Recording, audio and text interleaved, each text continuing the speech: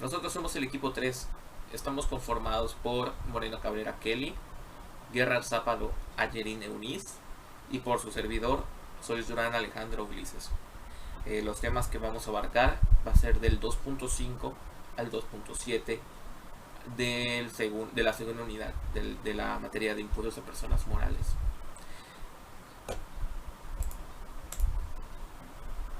Los cuales pues vamos a hablar acerca de los impuestos acumulables. Para esto quiero dar una breve introducción a qué son los impuestos acumulables. Según la ley de ISR en el artículo 16 nos dice que los impuestos se consideran todo aquello que las personas físicas o morales que tengan residencia en el país México hayan tenido en el ejercicio. Por decir algunos ejemplos, voy a mencionar algunos. Estos pueden ser pagos en efectivo, pagos en bienes, por ejemplo, dar un patrimonio a cambio de eso. Un pago en servicios, se puede brindar un servicio a cambio de un producto y puede contarse como un ingreso acumulable. Pueden provenir del extranjero, pueden ser el ajuste de inflación, puede determinarlo la autoridad fiscal, puede ser derivado por una transacción de una propiedad, por ejemplo, y puede ser en especie, siempre y cuando tenga ciertos criterios que comprueben que esto efectivamente puede ser contado como un ingreso acumulable. Que más adelante vamos a tocar unos ejemplos de cuándo es ingreso acumulable y cuándo no. Ganancia por enajenación de acciones. En primera, la enajenación se entiende a que es toda transmisión que tiene una propiedad, y para este término se puede determinar la ganancia por su enajenación de las acciones. En la ley del impuesto sobre la renta, este concepto lo señala como un ingreso acumulable a la ganancia derivada de la enajenación de acciones. En el artículo 22 de la ley ISR nos señala cómo podemos determinar la ganancia por la enajenación de acciones, en donde los contribuyentes van a disminuir el ingreso obtenido por sus acciones. El costo promedio por acción de las acciones que enajenen conforme a lo siguiente. Fracción 1, el costo promedio por acción, donde va a incluir todas las acciones que el contribuyente tenga con la persona moral, de acuerdo a sus fechas en las que éstas se enajenaron. Luego el costo se va a obtener dividiendo el monto original, ajustando de las acciones entre el número total de acciones que tenga el contribuyente. En fracción 2 se va a obtener el monto original ajustado de las cuentas, siempre y cuando se cumplan dos requisitos, que el inciso A se va a sumar el costo comprobado de adquisición actualizado de las acciones que tengan el contribuyente de la misma persona moral, y luego la diferencia que obtengan se les van a restar al saldo de la cuenta de utilidad. Luego, para determinar los saldos de la cuenta de esta utilidad, deben actualizar por el periodo comprendido desde el mes en el que se efectuó su última actualización. Luego, las pérdidas fiscales que están pendientes de disminuir serán las que la persona moral tenga la fecha de enajenación que le corresponde a su número de acciones que tenga el contribuyente citada. Luego, esas pérdidas se van a actualizar por el periodo comprendido desde el mes en el que se efectuó su última actualización hasta el mes en el que se efectúe su próxima enajenación que se trate. El tercer paso es que al resultado que se obtuvo se le va a adicionar el monto de las pérdidas fiscales que la persona moral haya obtenido en sus ejercicios anteriores, de acuerdo a la fecha en la que el contribuyente adquirió esas acciones, y también dicha que la persona moral haya disminuido de su utilidad fiscal durante el periodo comprendido. Y por último, la actualización del costo comprobado de adquisición de las acciones se van a efectuar por el periodo que está desde el mes de su adquisición y hasta el mes en el que se enajenen de las mismas. Sus pérdidas y la diferencia pendiente en disminuir se van a actualizar desde el mes en el que se actualizaron por última vez y hasta el mes en el que se enajenen las acciones, y sus reembolsos pagados se van a actualizar por el periodo comprendido desde el mes en el que se pagaron hasta en el que se enajenen. Ahora, cuando una persona moral adquiera de una persona física o de algún residente en el extranjero acciones de otra emisora u otra empresa de la persona moral adquiriente, estas no se van a considerar dentro del costo comprobado de adquisición. El importe de los dividendos o utilidades que se hayan generado mucho antes a la fecha de adquisición, ya sea que éstas sean directas o indirectamente, ya se van a considerar como parte del costo comprobado de adquisición de las acciones adquiridas de la persona física o del residente en el extranjero. Todo lo que diste este artículo va a ser aplicable cuando se enajenen los derechos de participación, no importa que sea el nombre en el que tengan en una asociación en participación, siempre y cuando éstas se realicen sus actividades empresariales. Y por último, en el artículo 24 de la Ley ISR, dice que las autoridades fiscales van a autorizar la enajenación de acciones a costo fiscal en los casos de reestructuración de sociedades constituidas en México que pertenecen en un mismo grupo, siempre y cuando éstas se cumplan con sus requisitos. Mi nombre es Alejandro Ulises Uriz Durán y a mí me tocó explicarles acerca del tema 2.6, el cual se llama acciones por las que se hubiera calculado el costo. Según el artículo 23 de la ley de ISR, esta nos dice que las acciones propiedad del contribuyente por las que se hubiera calculado el costo promedio tendrán como costo comprobado de adquisición en enajenación subsecuente el costo promedio por acciones determinadas conforme al cálculo efectuado en la enajenación inmediata anterior a las acciones de la misma persona moral.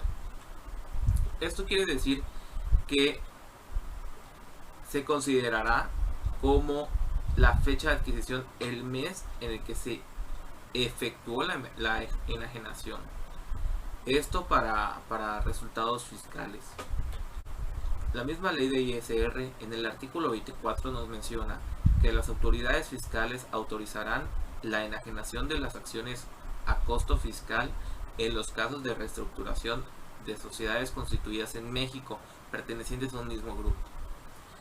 Esto siempre y cuando se cumpla los siguientes requisitos que les voy a presentar. Los requisitos que se deben de cumplir para llevar a cabo el artículo 23 son los siguientes. El costo promedio se determina en la fecha de enajenación. El segundo nos dice que las acciones se quedan en propiedad del adquiriente por un plazo mínimo de 2 años.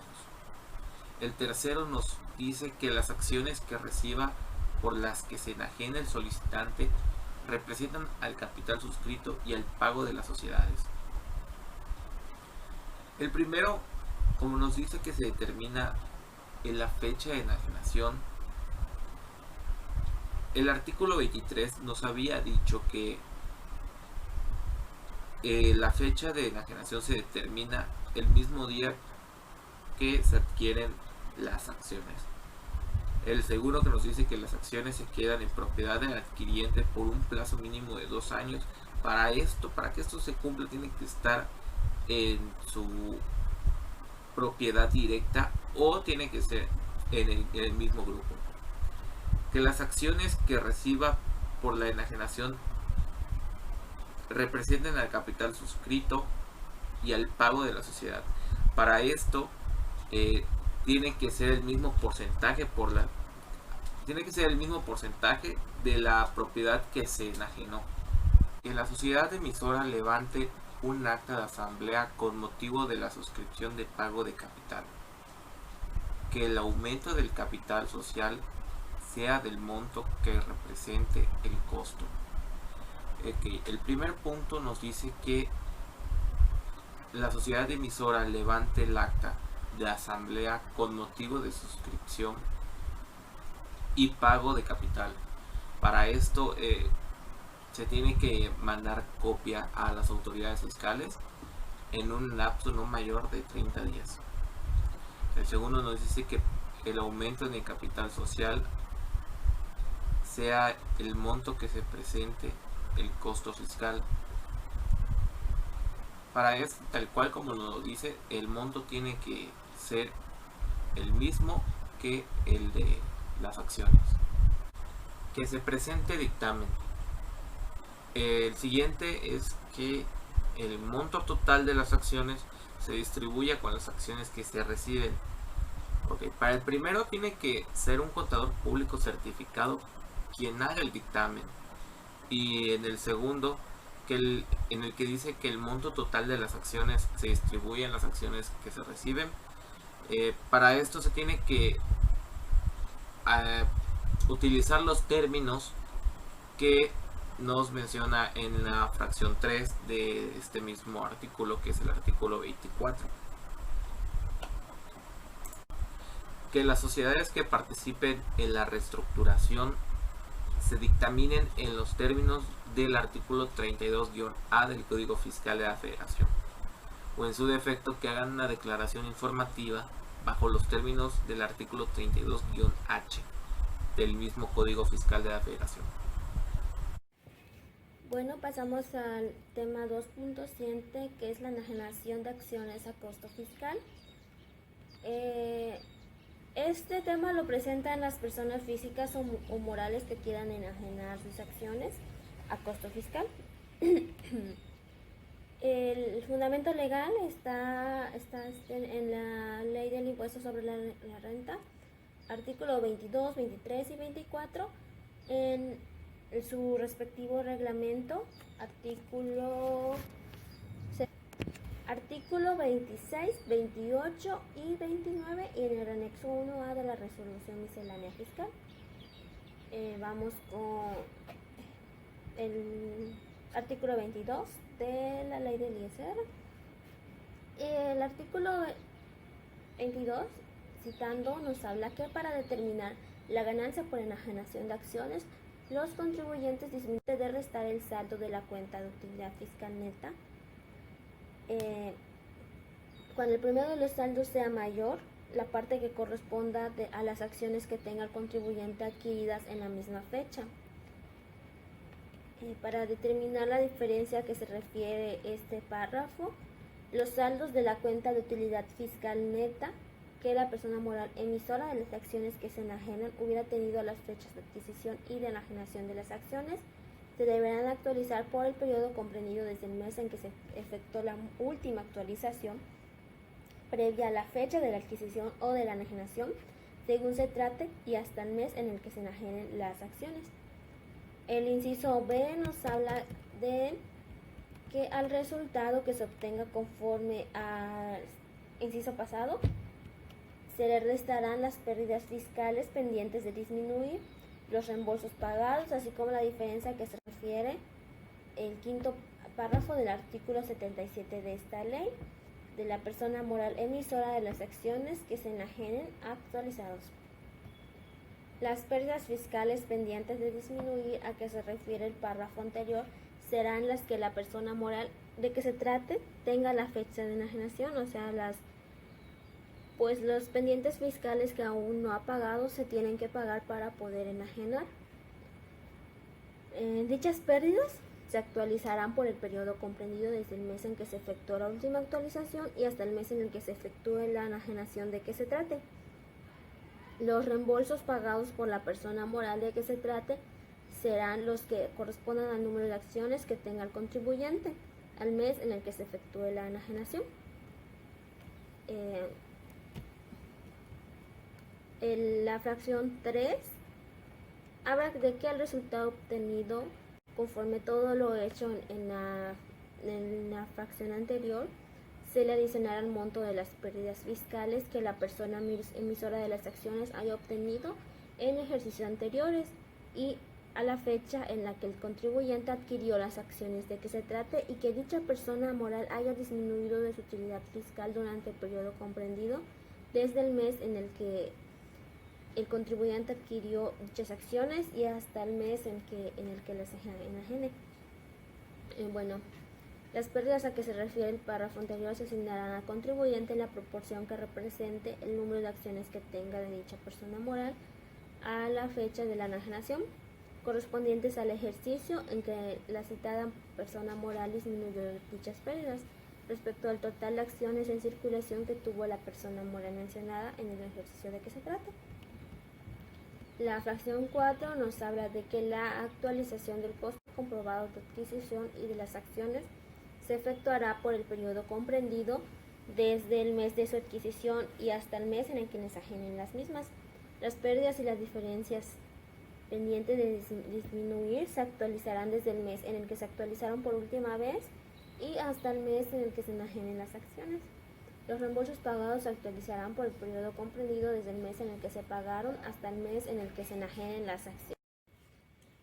Y pasando al artículo 23, habla de que las acciones propiedad del contribuyente por las que se hubiera calculado el costo promedio tendrán como costo comprobado de adquisición en enajenaciones subsecuentes el costo promedio por acción determinado conforme al cálculo efectuado en la enajenación inmediata anterior de acciones de la misma persona moral.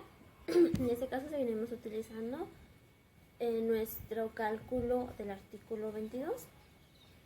En este caso se considera medio por acción que tenía las acciones canjeadas de la sociedad residente por cada accionista a la fecha de dicho acto en los términos del artículo anterior y como fecha de adquisición la del canje. El costo comprobado de adquisición de las acciones emitida por la sociedad fusionante o por la que surja como consecuencia de la fusión será el que se derive de calcular el costo promedio por acción que hubieran tenido las acciones que se canjearon por cada accionista en los términos del artículo anterior y la fecha de adquisición será la del canje. En el caso de fusión o escisión de sociedades, las acciones que adquieran las sociedades fusionantes o las escindidas como parte de los bienes transmitidos tendrán como costo comprobado de adquisición el costo promedio por acción que tenían en las sociedades fusionadas o escindentes al momento de la fusión o escisión. Pasando al artículo 24, que citando dice: las autoridades fiscales autorizarán la enajenación de acciones a un costo fiscal en los casos de reestructuración de sociedades constituidas en México pertenecientes a un mismo grupo, siempre que se cumpla con los siguientes requisitos. Fracción 1. El costo promedio de las acciones respecto de los cuales se formule la solicitud se determine a la fecha de la enajenación conforme a lo dispuesto en los artículos 22 y 23 de esta ley, en los artículos que ya había mencionado, distinguiéndolas por enajenante, emisora y adquiriente de las mismas. Y fracción 2. Las acciones que reciba el solicitante por las acciones que enajena permanezcan en propiedad directa del adquirente y dentro del mismo grupo por un periodo no menor de 2 años, contados a partir de la fecha de la autorización a que se refiere este artículo. En la fracción 3, que las acciones que reciba el solicitante por las acciones que enajene representan en el capital suscrito y pagado de la sociedad emisora de las acciones. También nos habla la 4 de la sociedad emisora de las acciones que el solicitante por la enajenación levante acta de asamblea con motivo de la suscripción y pago de capital con motivo de las acciones que reciba.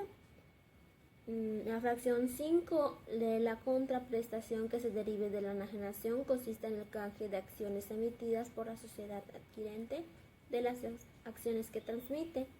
La 6, el aumento en el capital social que registra la sociedad adquirente de las acciones que se enajenan, sea por el monto que represente el costo fiscal de las acciones que se transmiten.